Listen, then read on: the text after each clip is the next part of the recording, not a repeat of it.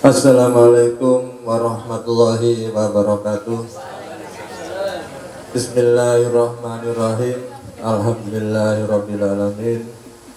Wassalatu wassalamu ala asyrofil anbiya wa mursalin sayyidina Muhammadin wa ala alihi washabihi ajmain. Asyhadu an la ilaha illallah, asyhadu anna Muhammadar Rasulullah. Iyyaka na'budu wa iyyaka nasta'in.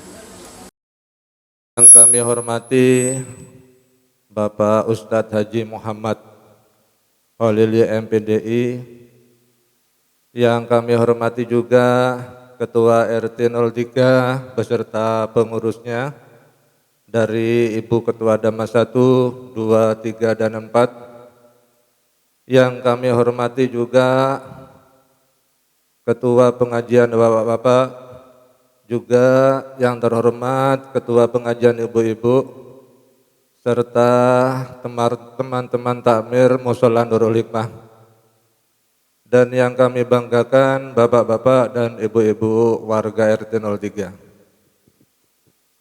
Pertama, marilah kita panjatkan puji syukur kehadirat Allah Subhanahu wa Ta'ala yang telah memberikan kesehatan kepada kita, sehingga kita bisa berkumpul di sini dalam rangka memperingati Isra Mi'raj Nabi Muhammad Sallallahu Alaihi Wasallam. Kedua kalinya sholawat dan salam tak henti-hentinya kita haturkan kepada Nabi kita Nabi Muhammad Sallallahu Alaihi Wasallam. Semoga kelak kita mendapatkan syafaat dari beliau Rasulullah Sallallahu Alaihi Wasallam. Adapun rangkaian pada acara malam ini, yang pertama adalah pembukaan, yang kedua tawassul disambung dengan tahlil, dan yang ketiga siraman rohani oleh Bapak Ustadz Haji Muhammad Khalili MPDI serta doa. Marilah kita buka acara ini dengan bacaan Al-Fatihah dengan harapan semoga acara ini bisa berjalan dengan baik dan lancar. Al-Fatihah. Terima kasih. Dan untuk acara tawassul langsung tahlil, kami mohon untuk dipandu langsung oleh Bapak Ustadz Muhammad Khalili langsung ke penceramahnya. Demikian dari saya. Assalamualaikum warahmatullahi wabarakatuh. Assalamualaikum warahmatullahi wabarakatuh. Mari bersama-sama kita membaca Al-Baqiyatus Shalihah. Subhanallahi walhamdulillahi wa la ilaha illallah Allahu akbar. Subhanallahi walhamdulillahi wa la ilaha illallah Allahu akbar. Subhanallahi walhamdulillahi wa la ilaha illallah Allahu akbar. Wa la hawla wa la quwata illa billahil aliyyil azim. Astaghfirullahal azim, astaghfirullahal azim, astaghfirullahal azim. الذي لا إله إلا هو الحي القيوم وأتوب إليه توبة عبد ظالم لا يملك لنفسه نفعا ولا ضرا ولا موتا ولا حياة ولا نشورا لي ولوالدي ولأصحاب الحقوق الواجبات علي ولمشايخنا وللمسلمين والمسلمات والمؤمنين والمؤمنات الأحياء منهم والأموات على ما نواه النبي صلى الله عليه وسلم وما علمه الله تعالى وعلى كل نية صالحة وعلى ما نوينا وعلى ما نوى السلفون الصالحون وعلى ما نوى الحاضرون وعلى ما نوى صاحب الحاجة ولقضاء جميع حوائجنا الدنيوية والأخروية. Bapak-bapak, ibu-ibu RT 3 khosatan oleh qadai jami' hawaijina dunyawiyya wal ukhrawiyya bi sayyidina Muhammadin sallallahu alaihi wasallam wa bi rati ma sanatullah ma sanaqra'uhu wa bi rati ma sanu'allimu wa sanata'allamu wa bi rati hidayil fatihati li hadratin nabiyil mustafa sayyidina Muhammadin sallallahu alaihi wasallam wa ala alihi wa ashabihi azwajihi wa albayti dzurriyyatil kiram wa tabi'in wa tabi'it tabi'in wa man tabi'ahum bi ihsan ila yaumiddin. Syaulillahi lahumul fatihah. أعوذ بالله من الشيطان الرجيم. بسم الله الرحمن الرحيم. الحمد لله رب العالمين الرحمن الرحيم مالك يوم الدين.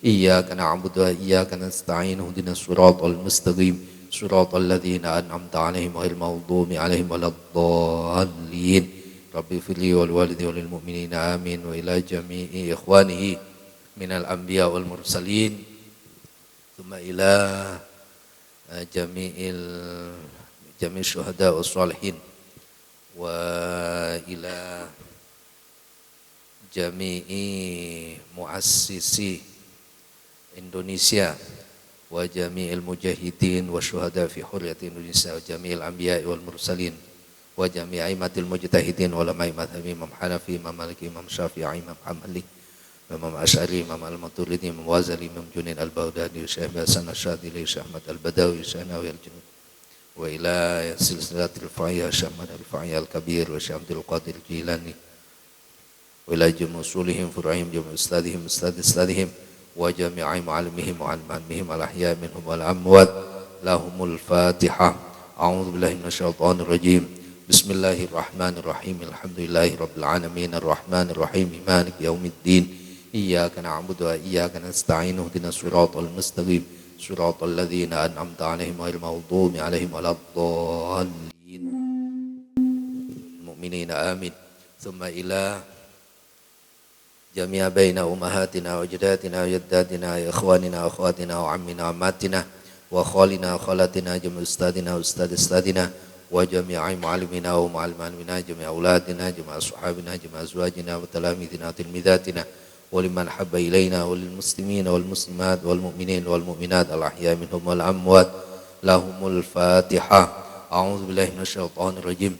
Bismillahirrahmanirrahim. Alhamdulillahi rabbil alamin الرحمن الرحيم مالك يوم الدين إياك نعبد وإياك نستعين اهدنا الصراط المستقيم صراط الذين أنعمت عليهم غير المغضوب عليهم ولا الضالين رب اغفر لي ولوالدي وللمؤمنين آمين. لا إله إلا الله الله أكبر. بسم الله الرحمن الرحيم. قل هو الله أحد الله الصمد لم يلد ولم يولد ولم يكن له كفوا أحد. بسم الله الرحمن الرحيم. قل هو الله أحد الله الصمد lam yalid walam yulad walam yakul lahu kufuwan ahad. Bismillahirrahmanirrahim. Qul huwallahu ahad Allahus samad lam yalid walam yulad walam yakul lahu kufuwan ahad. La ilaha illallah Allahu akbar. Bismillahirrahmanirrahim. Qul a'udzu birabbil falaq min syarri ma khalaq wa min syarri wasiqin idza waqab wa min syarri naffatsati fil 'uqad wa min syarri hasidin idza hasad. La ilaha illallah Allahu akbar. Bismillahirrahmanirrahim. Qul a'udzu birabbin nas malikin nas ilahin nas min syarril waswasil khannas alladzi yuwaswisu fi sudurin nas minal jinnati wan nas. La ilaha illallah Allahu akbar.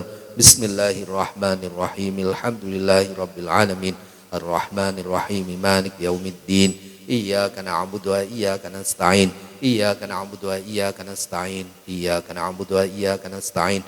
Iyyaka na'budu wa iyyaka nasta'in. Iyyaka na'budu wa iyyaka nasta'in. Iyyaka na'budu wa iyyaka nasta'in. Iyyaka na'budu wa iyyaka nasta'in. Iyyaka na'budu wa iyyaka nasta'in. Iyyaka na'budu wa iyyaka nasta'in. Iyyaka na'budu wa iyyaka nasta'in. Iyyaka na'budu wa iyyaka nasta'in.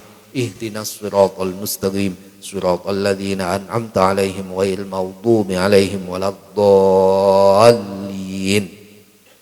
رب اغفر لي ولوالدي وللمؤمنين آمين. بسم الله الرحمن الرحيم.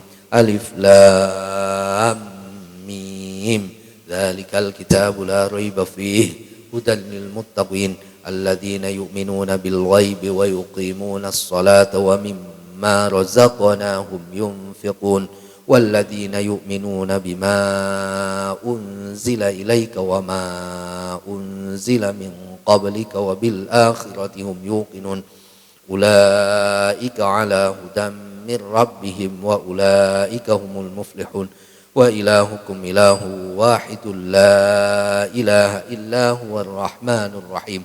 الله لا إله إلا هو الحي القيوم لا تأخذه سنة ولا نوم له ما في السماوات وما في الأرض من ذا الذي يشفع عنده إلا بإذنه يعلم ما بين أيديهم وما خلفهم ولا يحيطون بشيء من علمه إلا بما شاء وسع كرسيه السماوات والأرض ولا يؤوده حفظهما وهو العلي العظيم. أفضل الذكر لا إله إلا الله حي موجود لا إله إلا الله حي معبود لا إله إلا الله حي باق لا إله إلا الله لا إله إلا الله إلا الله لا إله إلا الله لا إله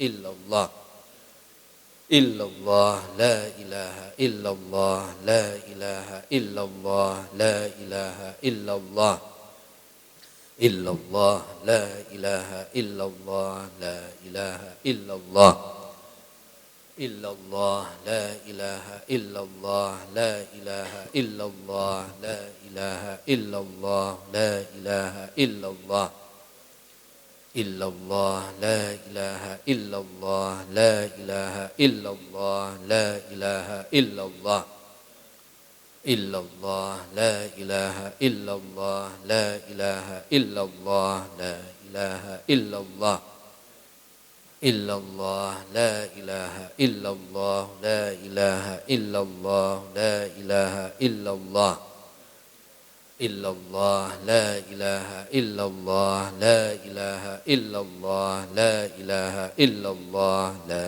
إله إلا الله إلا الله لا إله إلا الله لا إله إلا الله لا إله إلا الله لا إله إلا الله إلا الله لا إله إلا الله لا إله إلا الله لا إله إلا الله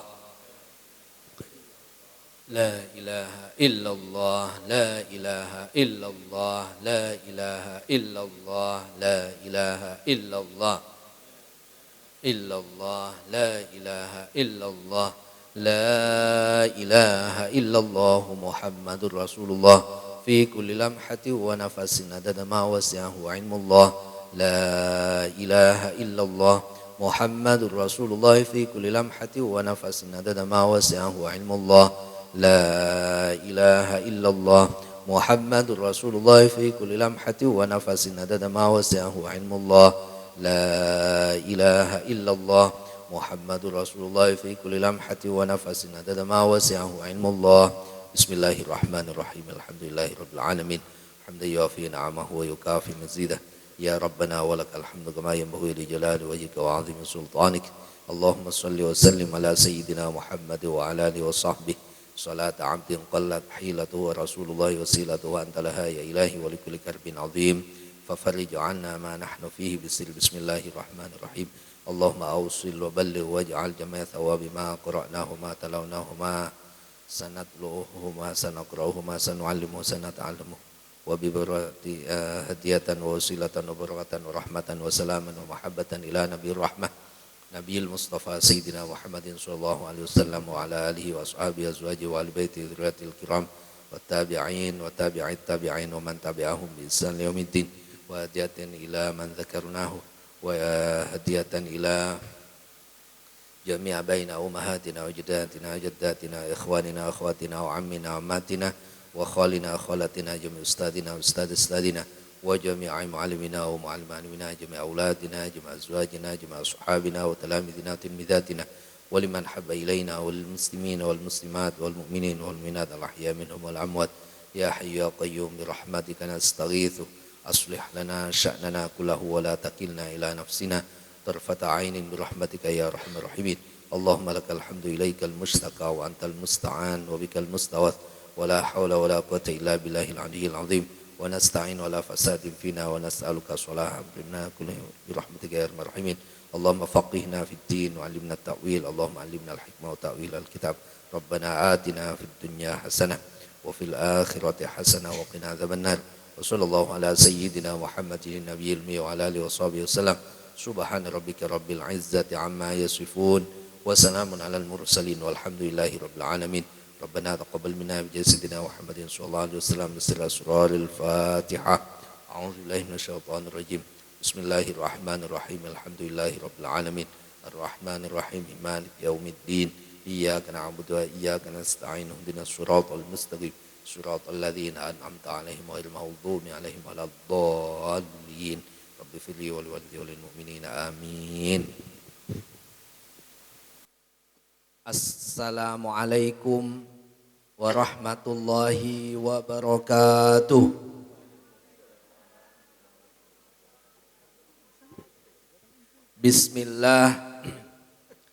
Bismillahi amantu billah, i'tasamtu billah, tawakkaltu ala Allah, la hawla wa la quwata illa billah. Alhamdulillah ala kulli hal wa ni'mah. Allahumma salli wa sallim ala sayyidina Muhammad ibn Abdillah wa ala alihi wa ashabihi wa man tabi'a sunnatahu wa jama'atah mi yaumina hadha ila yaumin nahdah. Amma ba'du.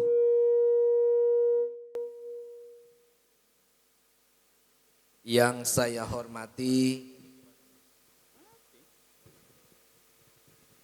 para hadirin dan hadirat, bapak-bapak, ibu-ibu, mas-mas, mbak-mbak, adik-adik semuanya, wabil khusus yang saya hormati Ketua RT 03 dan segenap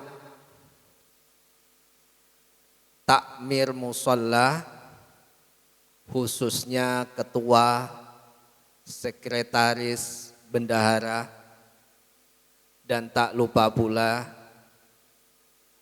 juga ibu-ibu muslimat yang tentunya semuanya dalam rangka memperingati peringatan Isra dan Mi'raj ini dengan sungguh-sungguh untuk mempersiapkan, bapak-bapak mungkin persiapannya di musola dan segala hal kaitannya dengan pelaksanaan, begitu juga ibu-ibu mempersiapkan dengan segala masakan mulai dari jajan sampai lain sebagainya.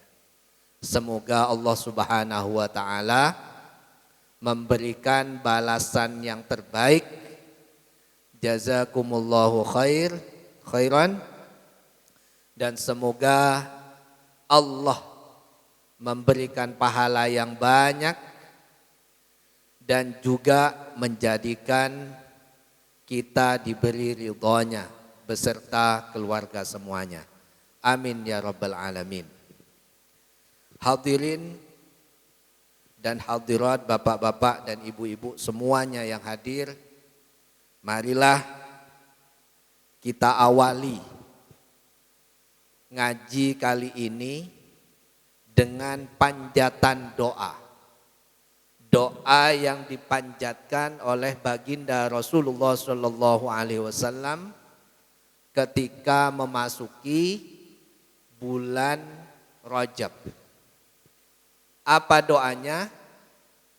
Saya yakin jenengan sudah mengamalkan, bukan hanya hafal, tetapi mengamalkan. Tapi kalau seandainya doa dibaca bersama-sama, maka potensi untuk diijabah semakin terbuka. Mari kita baca bersama-sama. Allahumma barik lana fi Rajabah wa Sya'banah wa ballighna Ramadan.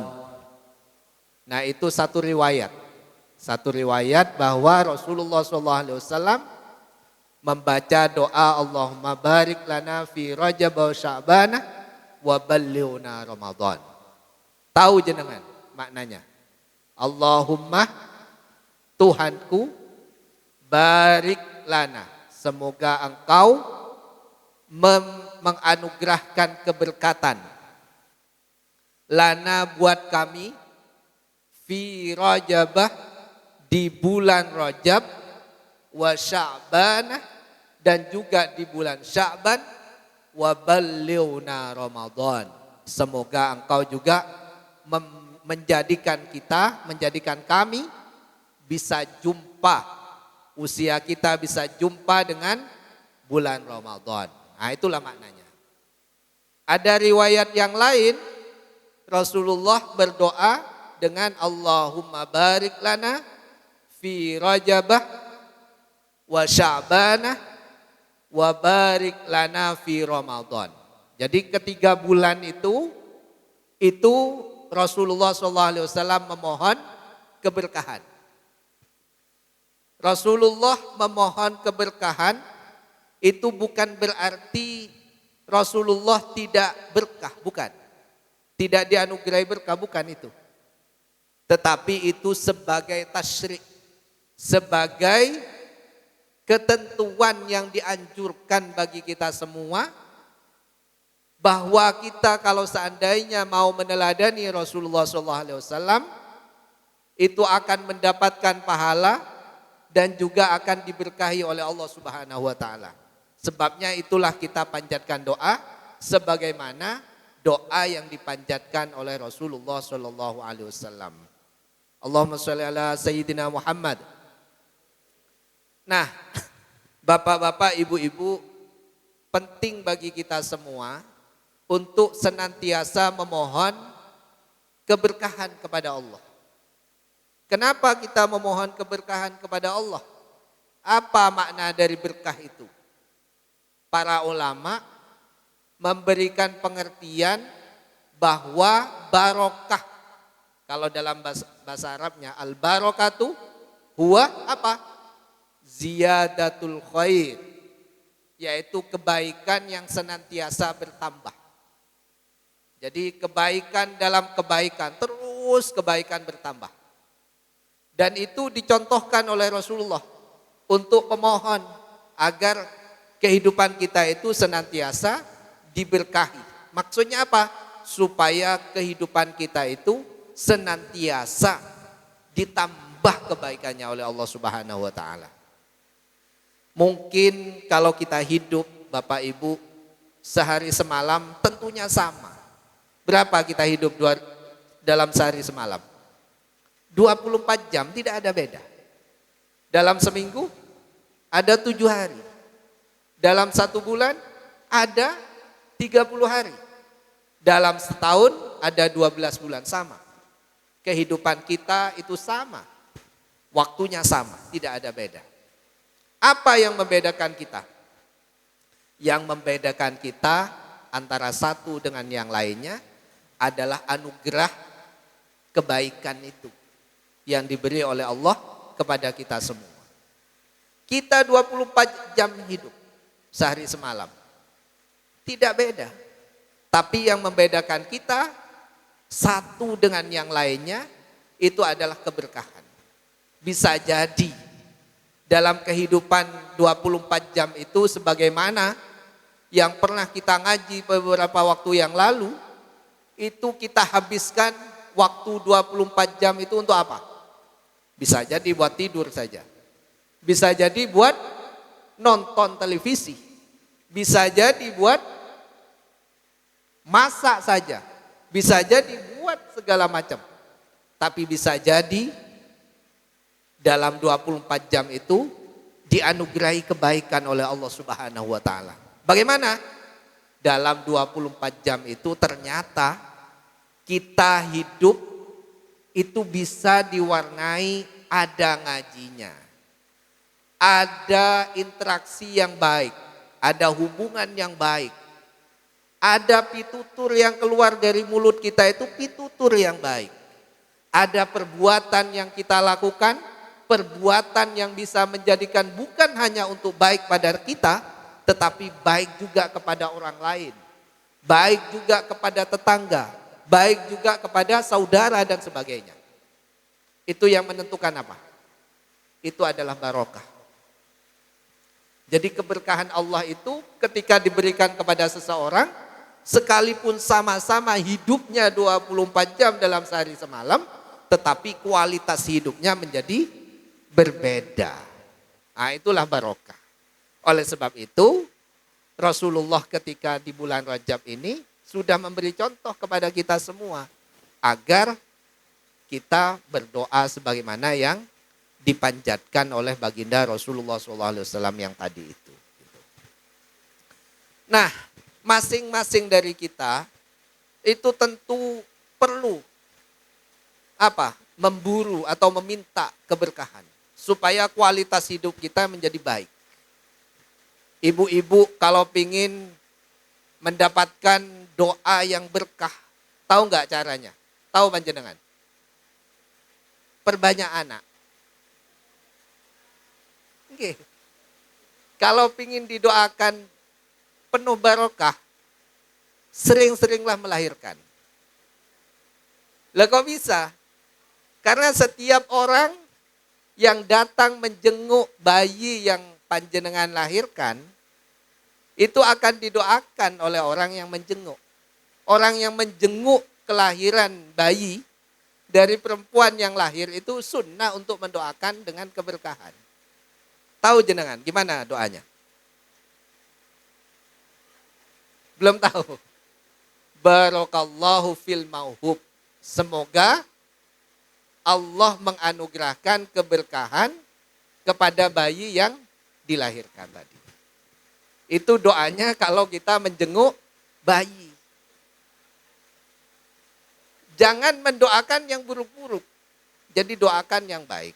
Begitu juga begitu kita bersama anak-anak. Bersama dengan anak, bersama dengan cucu. Jangan lupa doakan dia. Gimana? Barakallahu fikum. Sambil dicium ubun-ubunnya. Nah, itu disunahkan begitu. Supaya hidup anak ini penuh dengan barokah. Gitu. Begitu juga bapak-bapak. Pingin gak panjenengan senantiasa mendapatkan doa barokah? Kalau saya pingin. Caranya gimana? Jenengan akan didoakan dengan penuh barokah manakala menjadi pengantin baru. Kok bisa? Bisa, memang doanya pengantin baru gimana? Barakallahu lakuma wa baraka alaikuma wa ja'ala bainakuma fil khair. Doanya bagi pengantin baru. Tapi kalau bapak-bapak menjadi pengantin baru,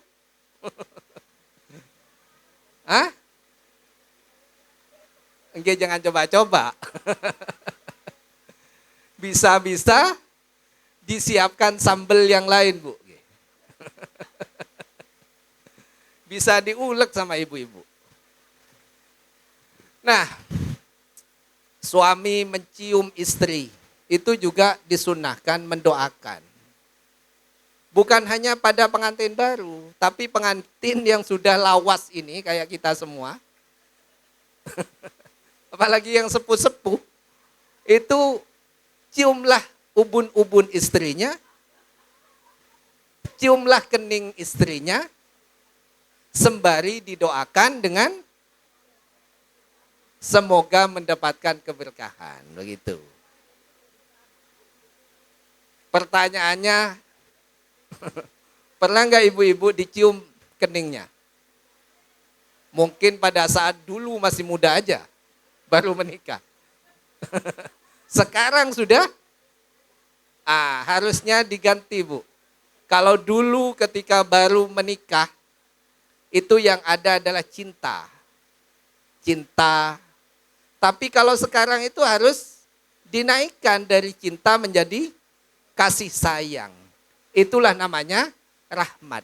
Makanya kalau pengantin baru itu semoga samawa, sakinah, mawaddah, rahmah. Jadi sakinah tenang, mawaddah penuh dengan cinta, rahmah penuh kasih sayang. Nah, biasanya kalau sudah sepuh itu sakinahnya sudah didapat, cintanya mungkin juga luntur. Nah, rahmahnya itu. Gitu. Kata bapak, oh enggak mungkin kalau satu. Ya Siti Sakinah, Siti Mawaddah, Siti Rahmah. Asalkan tidak di Lombok sama ibu-ibu. Allahumma sholli ala Sayyidina Muhammad. Nah itu hanya bercanda tapi bisa jadi ada yang memperhatikan sungguh-sungguh. Nah jadi marilah kita perbanyak untuk memohon keberkahan kepada Allah. Lebih-lebih di bulan Rajab ini. Jadi bulan Rajab ini istimewa sungguh-sungguh ibu-ibu. Sampai-sampai ulama itu menyampaikan atau memberi nama bulan Rajab ini sebagai bulan Al-Asab. Apa Al-Asab? Tusabbuh fihi alat ta'ibin. Tusabbuh fihi rahmah alat ta'ibin. Jadi pada bulan Rajab ini rahmat Allah itu sungguh-sungguh dicurahkan. Sungguh-sungguh kata Maduranya itu tak diberikan dengan penuh. Kenapa seperti itu? Yaitu keistimewaan yang ada pada bulan Rajab. Makanya yang tinggal sebentar ini jangan kita sia-siakan. Sekarang sudah malam 28. Jadi jangan disia-siakan. Apa? Gimana caranya? Niat dalam hati bahwa kita itu akan kembali kepada Allah. Kembali kepada Allah itu maksudnya apa? Kita bertaubat pada Allah. Syaratnya taubat itu ada 3. 1, sesali perbuatan yang salah pernah kita lakukan. Perbuatan yang salah yang pernah kita lakukan, sesali itu. Yang kedua, apa? Niat untuk tidak mengulanginya kembali. Jadi kalau seandainya dulu di masa muda, di masa lalu, kita itu pasti melakukan kesalahan-kesalahan, maksiat, bisa jadi kekeliruan-kekeliruan, banyak dosa yang kita lakukan. Nah mumpung di bulan Rajab, kita niat sesali dan tidak mau mengulangi perbuatan itu lagi. Yang ketiga, perbanyak memohon ampunan. Sehingga kita harapannya apa? Masuk dalam kategori at-taibin, orang-orang yang bertaubat. Nah, orang-orang yang bertaubat itu tusabbu fihi ar-rahmatu 'alat taibin. Jadi di bulan Rajab ini rahmat Allah sungguh-sungguh akan dicurahkan kepada orang-orang yang bertaubat. Jadi kita niat untuk bertaubat supaya kita dijadikan oleh Allah Subhanahu wa taala sebagai hamba yang dicurahi rahmatnya, kasih sayang Allah Subhanahu wa taala. Gimana caranya? Perbanyak istighfar. Selain menyesali dan niat untuk tidak mengulangi kembali, perbanyak istighfar. Lebih-lebih di bulan Rajab. Kata baginda Rasul SAW, inistata'tum antukthirah bil istighfar faf'aluhu. Kalau seandainya kalian itu mampu untuk memperbanyak mengucapkan ampunan, memohon ampunan kepada Allah, yaitu beristighfar, faf'aluhu. Lakukan itu. Bagaimana sigot istighfar? Sigot apapun. Setidaknya di waktu-waktu istijabah, jangan kita lalai untuk beristighfar. Kapan waktu istijabah untuk istighfar? Nah, Rasulullah memberi contoh juga kepada kita. Gimana? Pada saat para sahabat bertanya kepada Rasulullah, ayyud du'a asma, kata sahabat kepada Rasul. Kapan doa itu begitu diijabah? Jawaban Rasulullah, fi kulli duburi sholatil maktubah wa fi jawfil lail. Setiap usai sholat wajib dan ketika malam, di pertengahan malam. Nah, perbanyak istighfar. Nah, pertanyaannya, kalau kita usai sholat, apa yang kita lakukan? Bisa-bisa tidak istighfar. Padahal istighfar astaghfirullahaladzim, astaghfirullahaladzim, astaghfirullahaladzim 3 kali itu juga dilakukan oleh baginda Rasulullah SAW begitu usai sholat. Itulah sunnah.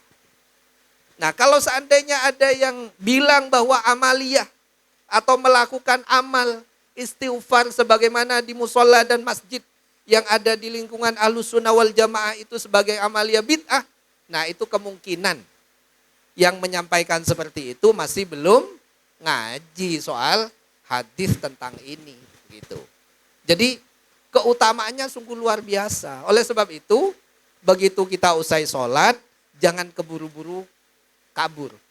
Tapi bacalah istighfar 3 kali. Sebagaimana yang sudah diamalkan oleh guru-guru kita, oleh orang tua kita. Mumpung di bulan Rajab gitu. Di luar bulan Rajab bagaimana? Nah, bulan Rajab itu sebagai momentum untuk mengistiqomahkan, untuk menjadikan istighfar itu sebagai amaliyah dalam kehidupan sehari-hari kita. Supaya apa? Supaya kita termasuk orang yang disayang. Termasuk orang yang diampuni dosanya oleh Allah Subhanahu wa taala. Lebih-lebih keistimewaan yang ada pada istighfar ini juga sungguh sangat luar biasa. Lanjutan hadis tadi disebutkan oleh Rasul apa? Laisah syai'un anjah minallah illa bihi. Tidak ada yang lebih disenangi wa ahabbah illa bihi. Dan juga dicintai oleh Allah kecuali dengan istighfar. Oleh sebab itu perbanyaklah istighfar. Termasuk misalkan kalau seandainya kita sedang mengalami kesulitan. Banyak masalah, banyak kesusahan, hutang menumpuk misalkan. Tengkar tidak mari-mari. Kan tentunya satu dengan yang lain dalam kehidupan berumah tangga itu bukan hanya urusan dibilang I love you, nggih Bu. Tapi juga ada kalanya pangkerengan, bisa berdebat antara suami dengan istri, bisa juga berdebat, berselisih paham antara orang tua dengan keinginan anak dan sebagainya. Nah, pada saat ada masalah seperti itu, maka beristighfarlah, mohonlah ampunan kepada Allah. Man lazimal istighfar, siapa orang yang melazimkan istighfar, ja'alahullahu min kulli dhiqin makhraja.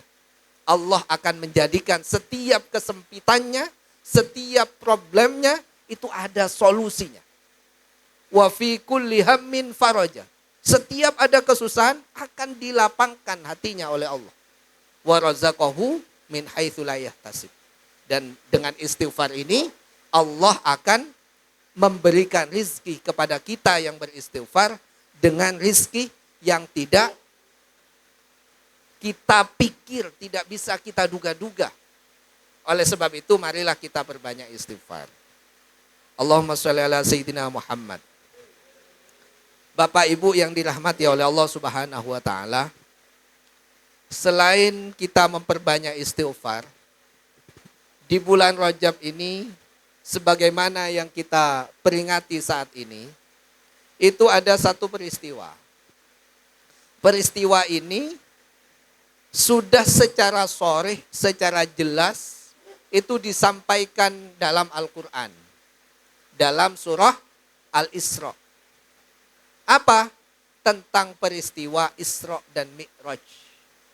Oleh sebab itu, mengimani, membenarkan, mengakui, dan sebagainya kaitannya dengan iman, tentang peristiwa Isra Mi'raj, itu harus bagi kita, tidak boleh tidak. Jadi mengimani peristiwa Isra dan Mi'raj ini, itu tidak boleh tidak bagi kita. Mengapa? Karena itu disampaikan dalam Al-Quran dan juga disampaikan dalam banyak hadis. Gitu. Nah, apa yang terjadi dalam Isra Mi'raj itu? Memang kejadian kalau bagi kita semua, bukan hanya pada saat ini, tetapi ketika Rasulullah SAW menyampaikan kepada orang kafir Quraisy pada waktu itu, malahan orang kafir Quraisy, namanya orang kafir, memang tidak percaya tentang peristiwa ini. Mengapa? Karena keterbatasan akal kita sebagai manusia itu tidak sampai kepada pemahaman akan peristiwa ini. Oleh sebab itu, kalau pendekatannya melalui rasional misalkan, tetapi kita tidak mampu merasionalkan, memasukkan dalam akal pikiran kita, jangan kemudian kita tidak mengimani tentang hal itu. Karena kalau tidak mengimani terhadap peristiwa Isra Mi'raj ini, sama dengan halnya kita tidak mengimani kepada apa yang disampaikan dalam Al-Quran dan hadis. Na'udzubillah min dzalik. Oleh sebab itu, tetaplah paksakan diri kita, apapun yang disampaikan dalam Al-Quran, itu harus kita imani. Antusaddiqoh, kata kitab, bima anzalallahu ala rusulihi wahyun. Apa lagi? Mustamilun bil ikhbar wa bil hukmi. Jadi apapun yang diturunkan oleh Allah Subhanahu wa taala kepada para rasulnya, itu merupakan wahyu dari Allah Subhanahu wa taala, yang itu juga menyangkut tentang hukum-hukum dan juga menyangkut tentang informasi-informasi atau kabar-kabar. Nah, Isra dan Mi'raj itu merupakan suatu kabar atau informasi yang disampaikan dalam Al-Quran. Sehingga bagi kita semua, itu tidak boleh tidak. Harus mengimani, membenarkan akan peristiwa itu. Begitu. Nah, bagaimana peristiwa itu? Disebutkan, a'udzubillahi minasyaitonirrajim. Subhanalladzi asra bi'abdihi lailan minal masjidil haram ilal masjidil aqsal ladzi barakna haulahu linuriyahu min ayatina innahu huwas samiul basir. Ayatnya begitu. Apa maknanya?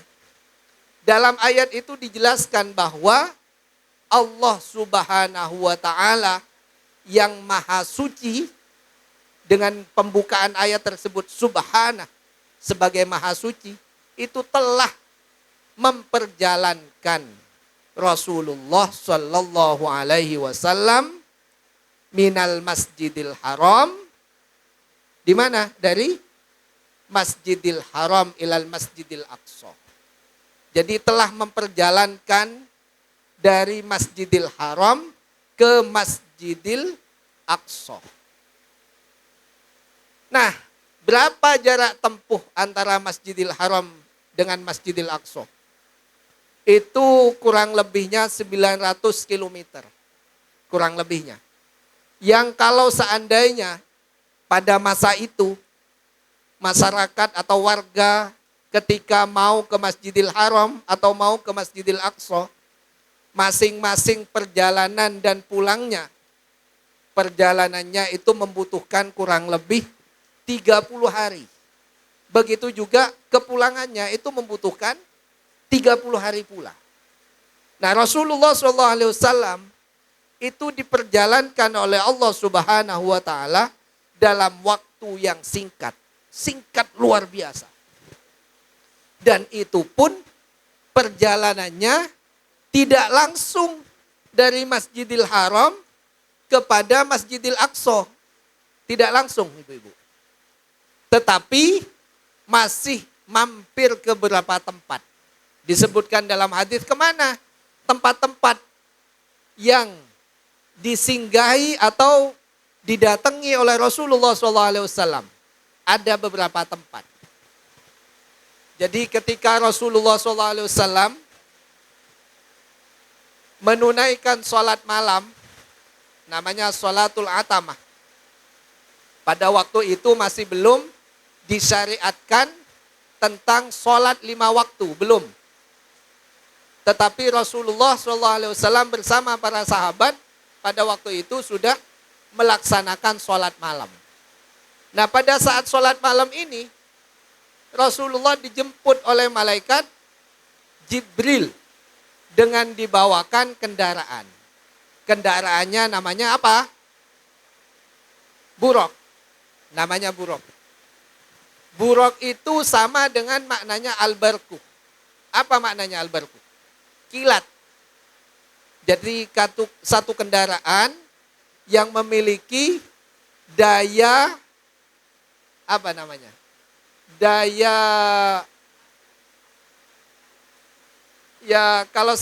daya terbang yang cepat kilat.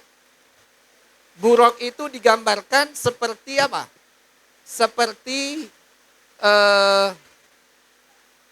lebih tinggi daripada keledai, tetapi lebih pendek dibandingkan peranakan keledai dan kuda. Nah, peranakan keledai dan kuda itu namanya bagol. Nah, jadi buraq itu lebih tinggi daripada keledai, tetapi lebih pendek dibandingkan peranakan kuda dan keledai atau bagol. Nah, warnanya putih. Dibawakan oleh malaikat Jibril supaya ditumpangi oleh baginda Rasulullah SAW. Allahumma sholli ala Sayyidina Muhammad. Nah, akhirnya apa?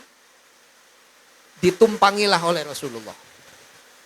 Begitu ditumpangi, secepat kilat buraq itu membawa baginda Rasulullah SAW. Ayo coba, siapa yang bisa jawab dikasih uang 10.000. Kira-kira kemana tempat yang disinggahi oleh Rasulullah SAW ketika berangkat dari Masjidil Haram menuju Masjidil Aqsa? Kemana? Ada yang tahu? Di dalam hadis disebutkan beliau dibawa pada satu tempat, lalu oleh malaikat Jibril, silahkan Anda turun dan sholat. Setelah sholat, beliau naik kembali dan ditanya oleh malaikat Jibril, di mana Anda sholat tadi? Apa jawaban Rasulullah? Ada yang tahu? Jawaban Rasulullah juga tidak tahu. Allahu a'lam. Allah yang lebih tahu. Maka kemudian malaikat Jibril menyampaikan, itu adalah Yathrib. Apa Yathrib? Sekarang namanya Madinah. Madinatun Nabi, kotanya Nabi. Itu adalah Yathrib, kata Nabi. Kata malaikat Jibril kepada Nabi, yang kelak engkau akan hijrah ke tempat itu. Jadi sebelum Rasulullah SAW hijrah ke Madinah, Rasul sudah dibawa oleh malaikat Jibril dengan mengendarai buraq di situ dan sholat di situ. Begitu menaiki buraq lagi, lalu menuju satu tempat kembali. Pertanyaan yang kedua, kemanakah kira-kira Rasulullah? Apa langsung ke Masjidil Aqsa? Belum. Jangankan ke Sidratul Muntaha, ke Masjidil Aqsa masih belum. Kemana? Nah, ini buat tebak-tebakan sama putra-putri panjenengan. Buat tebak-tebakan dengan cucunya ketika sedang bersama dengan jenengan. Supaya tebak-tebakannya ilmiah. Ada kaitannya dengan iman. Kemana setelah dari Yathrib? Begitu Rasulullah SAW mengendarai buraq, lalu diminta untuk turun lagi sama malaikat Jibril dan melaksanakan sholat. Silahkan Anda sholat. Lalu Nabi sholat di situ. Setelah sholat, naik lagi buraq. Lalu malaikat Jibril tanya lagi, di mana Anda yang tadi sholat itu? Apa jawaban Rasul? Sama dengan jawaban pertama. Allahu a'lam. Allah yang lebih tahu. Kira-kira di mana malaikat Jibril jawab? Malaikat Jibril menjawab, itulah Gunung Tursina. Tahu Gunung Tursina? Gak tahu. Saya tahu melalui kitab. Sama dengan jenengan. Jadi saya tahu melalui kitab. Gunung Tursina itu adalah disebut dalam Al-Quran. Yaitu tempatnya Nabi Musa menerima kalamullah. Jadi Nabi Musa untuk mendapatkan atau menerima kalamullah diperintahkan oleh Allah untuk ke Gunung Tursina. Nah, jadi Rasulullah di Gunung Tursina sholat di situ. Lalu diajak lagi Rasulullah naik buruk lagi. Lalu ke satu tempat lagi. Begitu sampai di satu tempat, ini kemungkinan jarang-jarang disampaikan oleh penceramah-penceramah lain. Makanya saya sampaikan ke panjenengan. Biasanya kan langsung ke Sidratul Muntaha katanya tadi. Langsung nyampe ke atas. Padahal proses Isra ini ada beberapa tempat yang didatangi oleh baginda Rasulullah SAW. Nah, begitu sampai di satu tempat lagi, Malaikat Jibril menyampaikan seperti yang sebelumnya. Silakan Anda turun, sholatlah. Akhirnya Rasulullah sholat. Begitu Rasulullah usai sholat, lalu naik kembali ke Buraq. Dan Rasulullah ditanya lagi oleh Malaikat Jibril. Dengan pertanyaan yang sama. Di mana Anda sholat tadi? Jawaban Rasulullah sama juga. Allahu a'lam. Allah yang lebih tahu.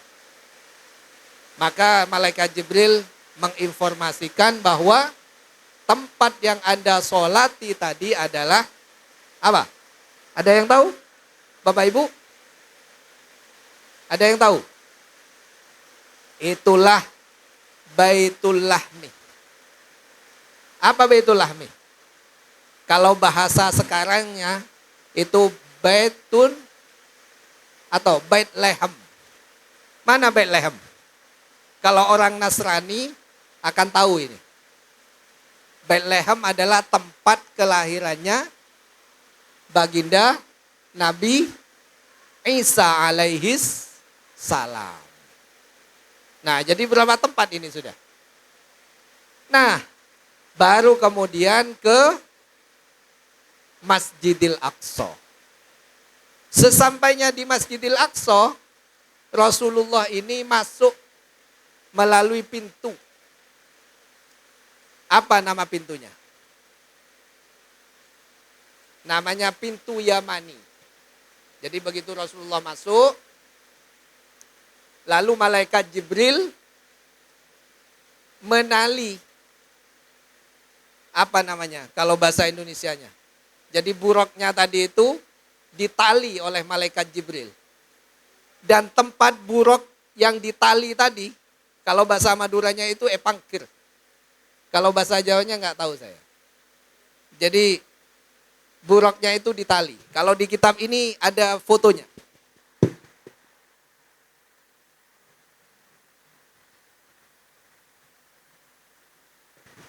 Nah ini jenengan bisa lihat. Bisa di zoom nanti. Di zoom. Oke. Nah ini namanya tempat malaikat Jibril menali buruk. Nah ini buruk. Gambaran buruk kayak ini. Nah saya juga belum tahu. Kalau belum sampai ke Masjidil Aqsa. Kenapa belum sampai ke Masjidil Aqsa? Satu, mungkin biayanya belum punya.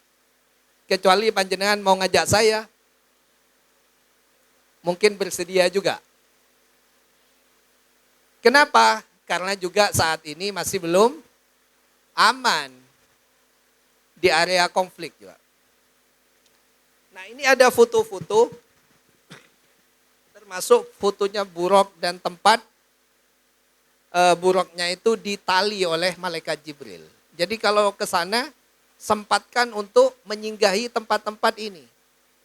Untuk tabarukan. Mencari keberkahan dari apa yang pernah disinggahi oleh Rasulullah SAW. Nah, dari Masjidil Aqsa inilah Rasulullah melakukan Mi'raj. Apa Mi'raj? Dinaikkan. Dinaikkan kemana?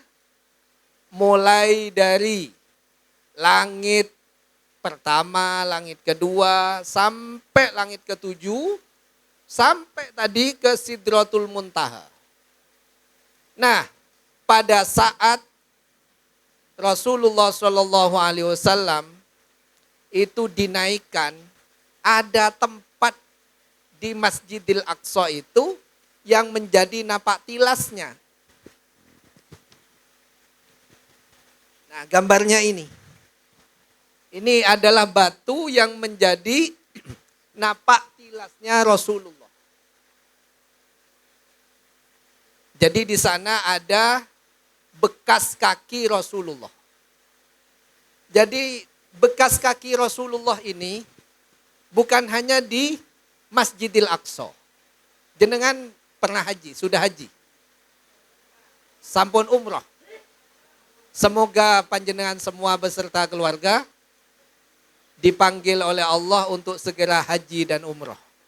Amin ya rabbal alamin. Dan juga kita semua bisa sampai ke Masjidil Aqsa. Nah, kalau jenengan haji dan umroh, tolong cari travel atau KBIHU yang Ahlus Sunnah wal Jamaah. Itu penting sekali. Kenapa begitu? Supaya tidak menyesal. Kok bisa haji dan umroh bisa menyesal? Bisa menyesal. Kenapa? Karena ke tempat-tempat yang semestinya kita datangi bisa tidak didatangi. Contohnya, saya kasih contoh nih. Di Uhud. Pernah tahu jenengan Gunung Uhud? Cerita perang Uhud. Paling-paling kalau ke Uhud akan diajak oleh travel ke makam besarnya.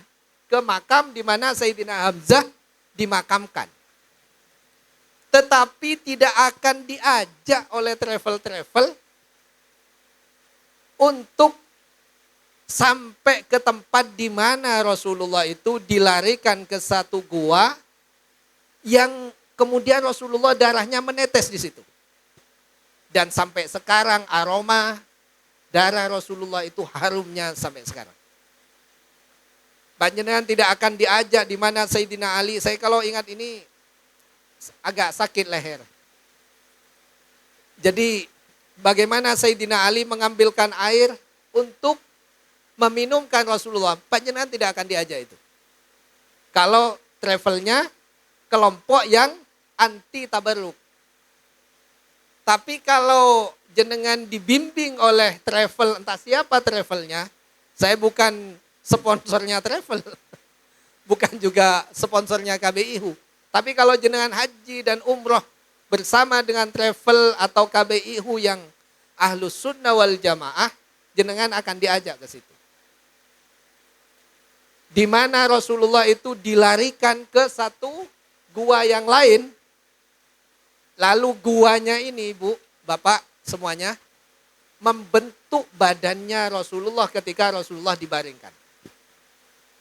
Dan saya waktu tahun 2004 kemarin diantar oleh pengarang kitab ini. Namanya Sayyid Amin. Santrinya Habib Zain bin Semit yang ada di Madinah sana.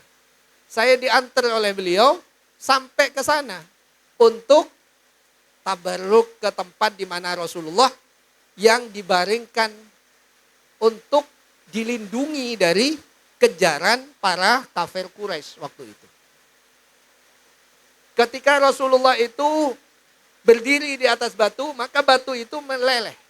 Ketika dibaringkan, maka batunya meleleh juga, membentuk badan dan kakinya Rasulullah. Dan itu sama dengan bagaimana peristiwa ketika Rasulullah SAW mau Mi'raj ini. Jadi di Masjidil Aqsa itu ada telapak kaki bekas Rasulullah yang hendak di Mi'rajkan. hendak dinaikkan oleh Allah Subhanahu wa taala. Nah, ini kalau seandainya bukti-bukti nyata seperti ini masih belum masuk kepada pikiran atau rasional kita untuk menjadikan penguat keimanan, bukan berarti bukti-bukti empirik atau bukti faktual itu apa? Sebagai penguat kepada keimanan. Padahal itu sudah nyata-nyata. Nah, oleh sebab itu pentingnya bagi kita untuk mengimani itu.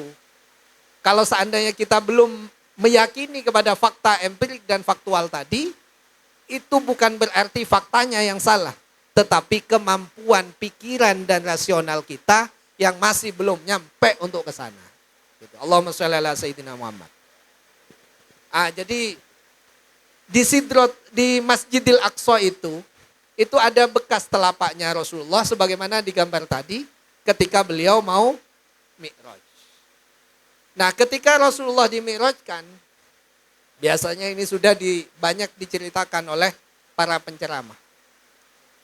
Sampailah di langit ke-1, jumpa dengan Nabi Adam, langit kedua, jumpa dengan Nabi Isa dan Nabi Idris, sampai langit ke-6, jumpa dengan siapa? Yang Nabi itu kemudian menyarankan kepada Rasulullah ketika mendapatkan perintah supaya membawa perintah sholat 50. Nabi siapa itu yang menyarankan supaya beliau memohon kepada Allah supaya mendapatkan keringanan?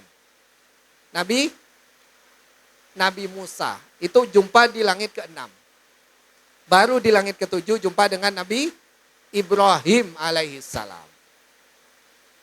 Nah, dari peristiwa ini semua, ada yang dibawa oleh Rasul dan menjadi kewajiban kita setelah Rasul memohon dari perintah semula. Perintah semula itu kita diperintahkan oleh Allah Subhanahu wa taala untuk sholat 50.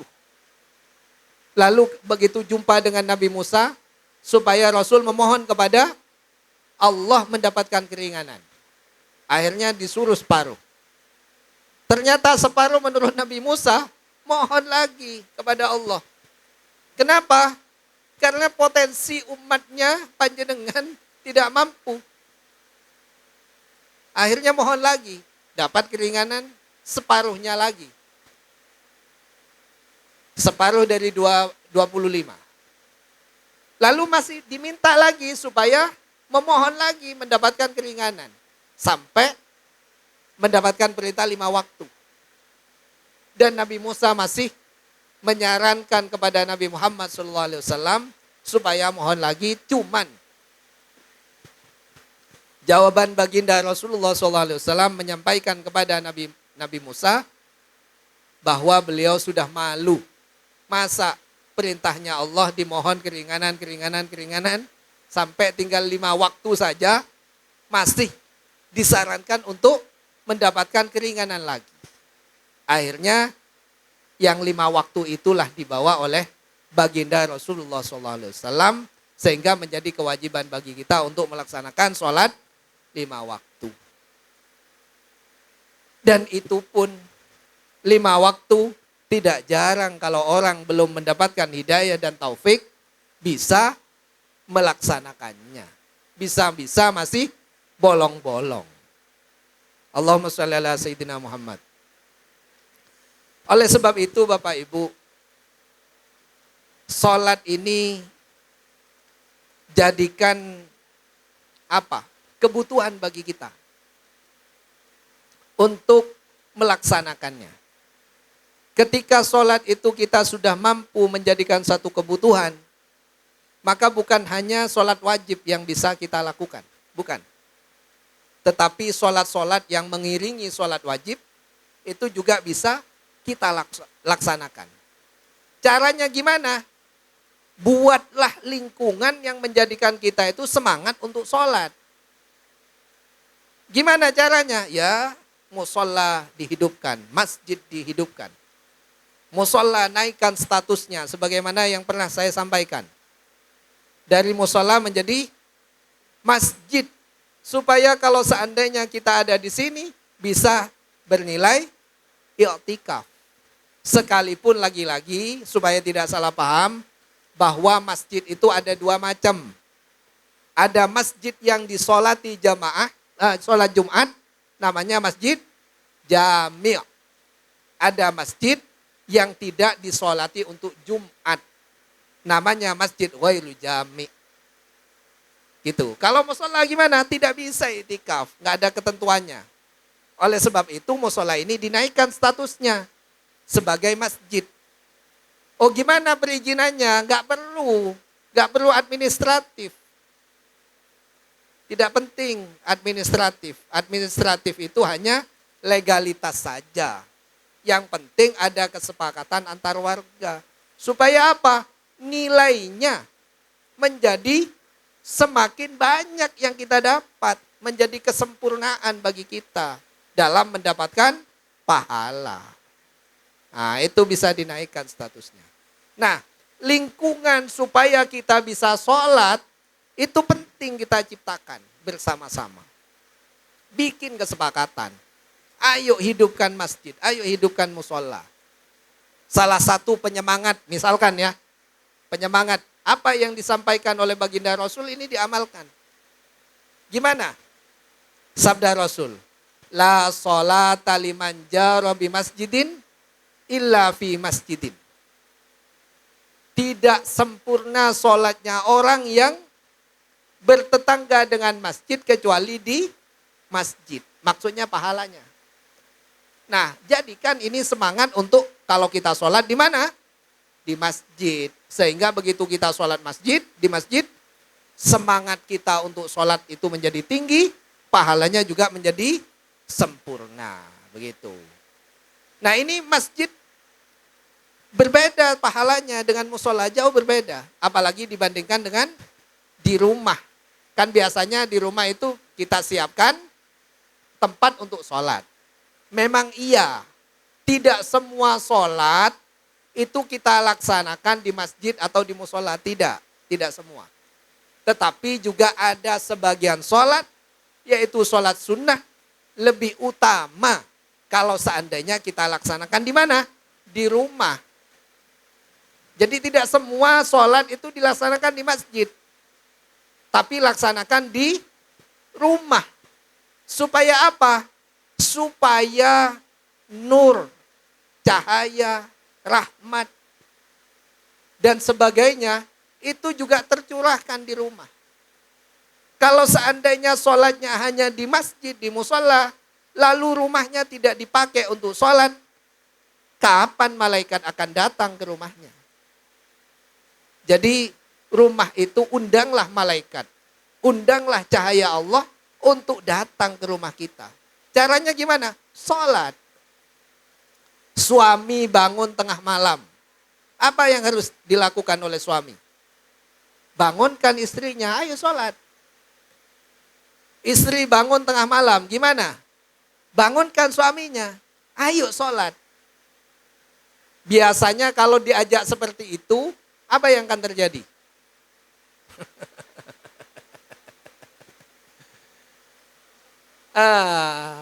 Pak Jenengan tahu jawabannya. Caranya gini Bapak Ibu. Orang yang paling kita sayang itu siapa? Yang paling kita sayang itu adalah anak-anak. Kita bisa jadi lebih sayang kepada anak-anak ketimbang kepada istri. Bisa jadi istri itu lebih sayang kepada anak-anak dibanding kepada suami, dibandingkan kepada suami. Sehingga gimana caranya? Bisiki itu istri, bisiki itu suami, ayo kita bangun. Untuk apa? Untuk mendoakan anak. Itu ada energi yang muncul dalam pikiran dan hatinya. Oh iya ya. Kalau orang tua normal, tentu akan tergerak pikiran dan hatinya. Setidaknya tersentuh. Oh iya ya. Penting bagi kita ini mendoakan Anak. Penting bagi kita ini nirakati anak. Kenapa anak-anak kita penting kita tirakati? Supaya menjadi orang yang soleh, soleha. Kalau anak-anak keturunan kita jadi orang soleh dan soleha, maka pahala yang akan kita dapat kalau seandainya kita meninggal kelak, itu sudah tidak usah diminta, itu akan mengalir terus. Begitu juga dalam kehidupan kita, generasi yang bisa membanggakan, generasi yang bisa menjadikan nama baik keluarga itu menjadi dinaikkan, derajatnya bisa dinaikkan oleh Allah dengan cara apa? Dengan cara siapkan anak-anak kita itu menjadi orang yang soleh dan soleha. Oleh sebab itu, bangunkan suami, bangunkan istri, ayo bangun-bangun, kita tirakati anak kita. Begitu. Mungkin kebetulan suami atau istri tersentuh pikirannya untuk bangun lalu sholat. Begitu. Kalau tidak, ya diingatkan terus sampai menjadi ingat. Begitu. Allahumma sholli ala Sayyidina Muhammad. Nah, kebiasaan-kebiasaan untuk melaksanakan sholat ini itu menjadikan kita terbiasa dengan sholat. Gitu. Sehingga apa? Keluarga kita termasuk orang-orang yang menjaga sholatnya. Kalau orang-orang yang ada di sekitar kita itu bisa menjaga kepada sholatnya, bisa jadi keluarga kita itu akan selamat. Selamat dari apa? Setidaknya dua akan yang menyelamatkan kita. Dari fahsya dan mungkar. Kenapa? Karena sholat itu akan mencegah kepada orang yang melaksanakannya dari perbuatan keji dan mungkar. Tentunya kalau seandainya anak keturunan kita, keluarga kita itu tidak melakukan perbuatan yang keji dan mungkar, pasti kita senang. Kita semua akan senang. Oleh sebab itu, ajaklah semua keluarga kita untuk rajin sholat. Supaya tidak sampai melakukan perbuatan yang keji dan mungkar. Allahumma sholli ala Sayyidina Muhammad. Nah, ini juga penting bagi kita kalau seandainya kita sebagai suami pergi ke masjid, pergi ke mushola. Jangan sendirian, jangan. Ajak istri dan anak. Ajari anak-anak untuk gemar ke masjid dan ke mushola. Tetapi, ada tetapinya nggih. Tetapinya apa? Kalau kita mengajak anak ke mushola atau ke masjid, perlu diajari anak-anak kita. Diajari apa? Supaya tidak mengganggu kehusyuan dari orang yang sholat. Itu kewajiban para orang tua. Jadi pesan nih anak-anak, nak, kalau pada saat orang lain itu sholat, ikutlah sholat. Jangan rame, apalagi sampai mengganggu orang yang sholat. Nah, dengan demikian maka apa? Kita sebagai orang tua telah melaksanakan kewajiban. Kewajiban bagi orang tua, kita sebagai bapak atau panjenengan sebagai ibu, itu bukan hanya menafkahi anak, bukan. Tetapi kita itu punya kewajiban bagaimana anak itu bisa melaksanakan kewajibannya. Apa yang menjadi kewajiban anak? Wajib bagi orang tua mengajarinya. Anak itu wajib sholat, ajari dia sholat. Anak itu wajib puasa, ajari dia puasa. Dan sebagainya. Anak itu dilarang mencuri, maka ajari dia tentang jangan sampai mencuri, jangan sampai korupsi, jangan sampai pungli dan sebagainya. Karena itu menjadi kewajiban bagi kita semua. Mumpung ini hujan, marilah kita doakan anak keturunan kita menjadi orang yang gemar sholat. Gimana doanya? Doanya diamalkan, dibaca ini. Supaya kita termasuk orang yang melaksanakan sholat dan juga anak keturunan kita itu gemar sholat. Gimana doanya? Rabbana ja'alna muqimas sholati wa min dzurriyyatina. Rabbana, wahai Tuhanku, ij'alna, jadikan kami muqimas sholati, orang yang mampu melaksanakan sholat. Wa min dzurriyyati, dan juga keturunan kami mampu melaksanakan sholat. Jadi diamalkan itu. Semoga kita semua, karena semakin ramai, kalau di sini sudah agak tidak bisa mendengar, nggak tahu kalau di jenengan.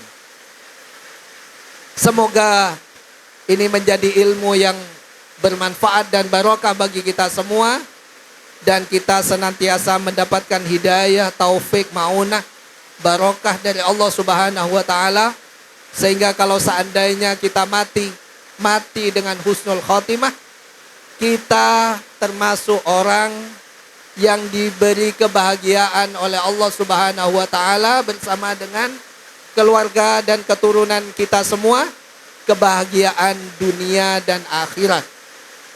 Rabbana atina fid dunya hasanah wa fil akhirati hasanah wa qina adzabannar. Rabbana taqabbal minna innaka antas samiul alim. Rabbana ja'alna muqimas sholati wa min dzurriyyatina. Rabbana hab lana min azwajina wa dzurriyyatina qurrata a'yunin waj'alna lil muttaqina imama. Allahumma faqihna fid din wa 'allimna at-ta'wil wa 'allimna al-hikmah wa ta'wil al-kitab. Rabbana atina fid dunya hasanah wa fil akhirati hasanah wa qina adzabannar. Wa sallallahu ala sayyidina Muhammadin nabiyil ummi wa ala alihi wa sahbihi wasallam. Subhana rabbika rabbil izzati amma yasifun wa salamun alal mursalin walhamdulillahi rabbil alamin. Rabbana taqabbal minna jai sayyidina Muhammadin sallallahu alaihi wasallam bismillah surahil Fatihah. Bismillahirrahmanirrahim. Ar-Rahmanir-Rahim, Maliki yaumiddin. Iyyaka na'budu wa iyyaka nasta'in. Ihdinas siratal mustaqim. Siratal ladzina an'amta 'alaihim ghairil maghdubi 'alaihim waladdallin. Rabbighfir li wa walidayya mu'minina amin. Wallahul muwaffiq ila aqwamit thoriq. Wassalamu alaikum warahmatullahi wabarakatuh.